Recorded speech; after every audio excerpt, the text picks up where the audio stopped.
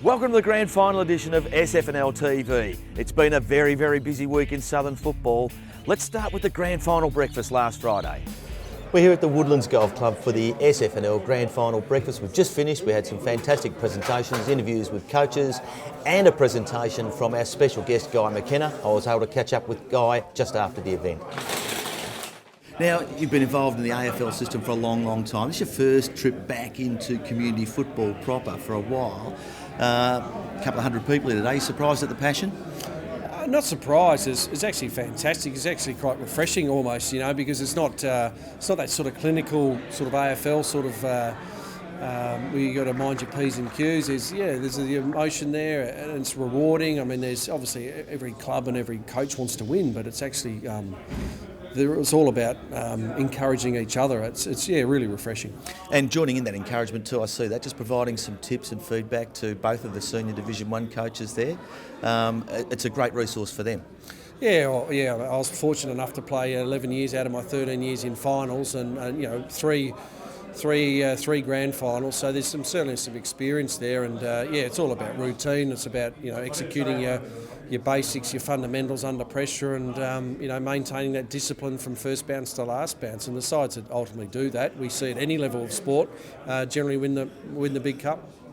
Very good. I won't ask you for tips on either the grand finals, but hopefully we'll see you at the footy.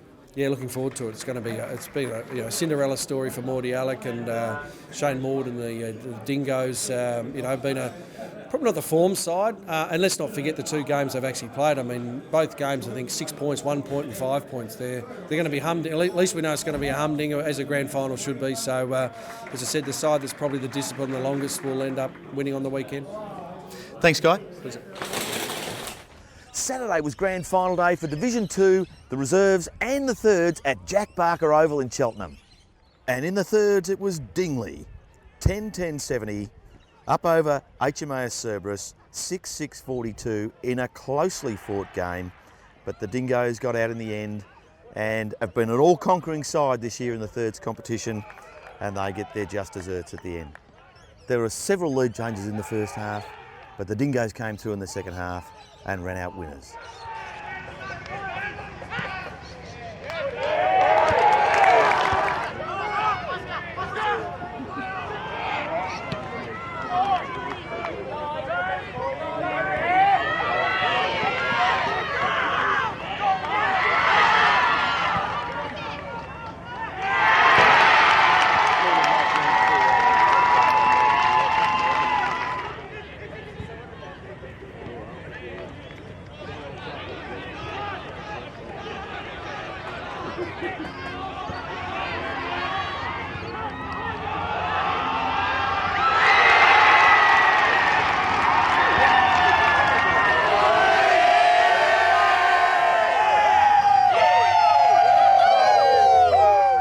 And in Division 2 reserves, it was Sky, 12-10-82, up over Oakley Districts, 7-19-61.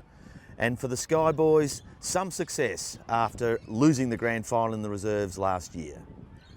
And the crowd was starting to build in perfect conditions for football as the Bombers went on and won their premiership. And speaking of the weather, we had fantastic weather for every week in the final series.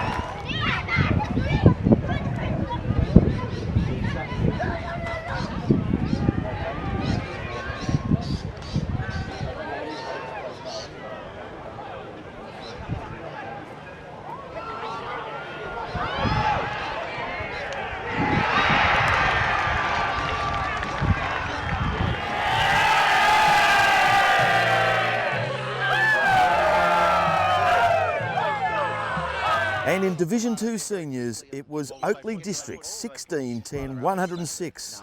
Victors over Murrumbina 6-8-44. And for Oakley Districts, its first senior premiership in 57 years.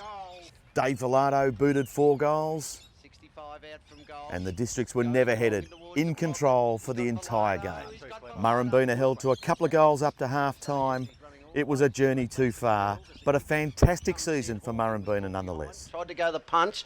Now, Oakley District's player was down there. He's got a bit sore. Howson Ray takes a run, goes for 2 bounces, loads up on the right boot for Velardo. That was beautiful. Happy family here at the Rosellas. Ball comes back into play. Gets hooked across the face of goals for them. Kendaki's there and then puts a good set of wheels on and then runs to 45 metres and kicks a goal. Drills it. Good goal. And at three-quarter time, Shane Sheedy implored his men for one final effort to take their first flag in 57 years. If you give me 15, 18 minutes of your best football, you can enjoy the last 5 minutes. But if you don't, it will be game on in those last 5 minutes. Come on, And the Manili medalist was Andrew Howison from Oakley Districts Football Club.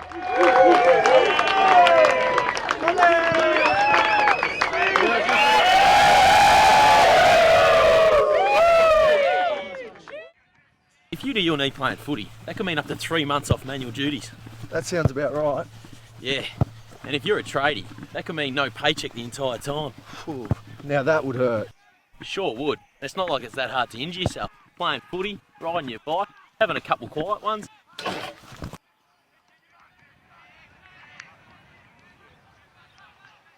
Lucky that nose was crooked anyway.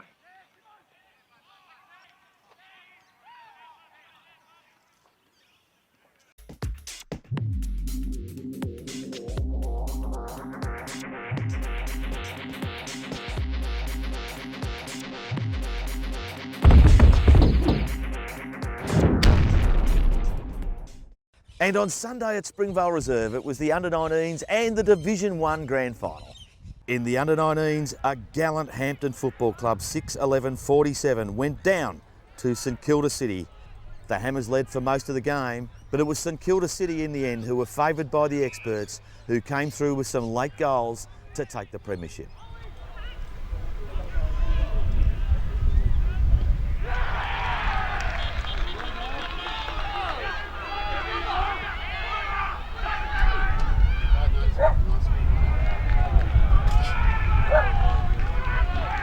The 2015 Barnes medalist from the St Kilda City Football Club, number 25, Oliver Gabbage.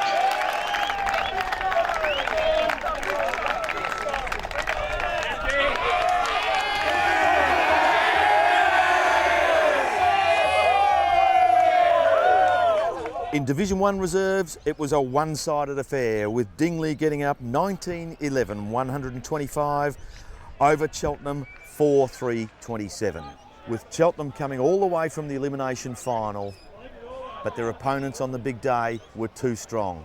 Cheltenham unable to score in the first half of the game. It was raining goals for the Dingoes in the reserves, setting them up for the big day in the seniors later on in the afternoon.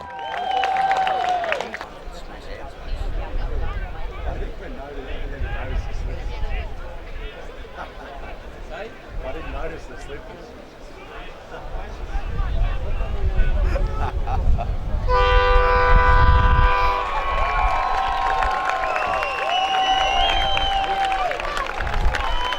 Malcolm medalist from the Dingley Football Netball Club, number 6, Tim Wigney.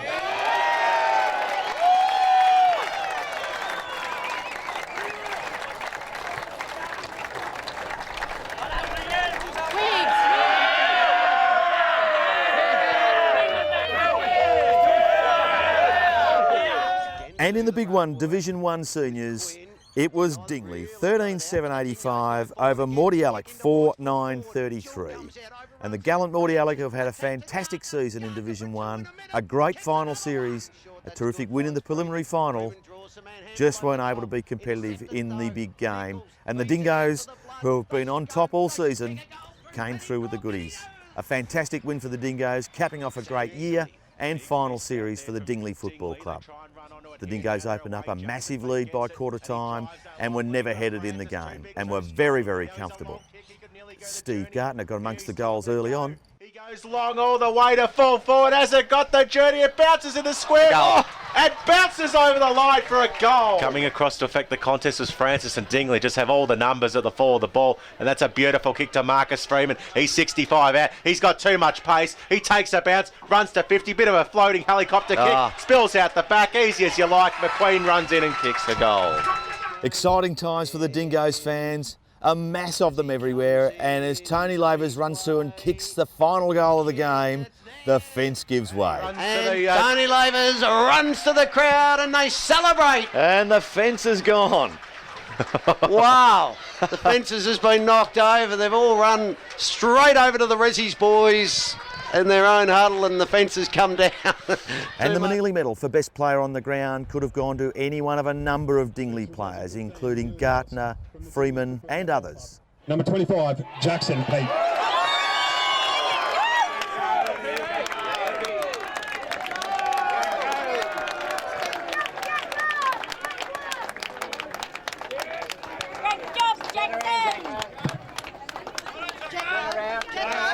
So as Dingley were awarded the Premiership Cup, their first in Division 1 in the SFNL, in front of a massive crowd of 5,700 people, and the celebrations will go long into the night at the Dingley International Hotel.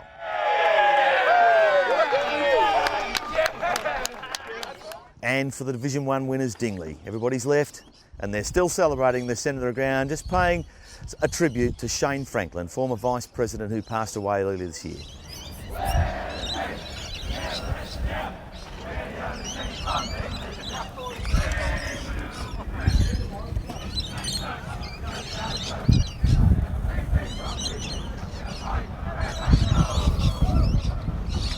So that's it for SFNL TV for this year. Congratulations to all the premiers, Dingley, Oakley Districts and Blackrock. A fantastic season of footy, and we'll see you next year.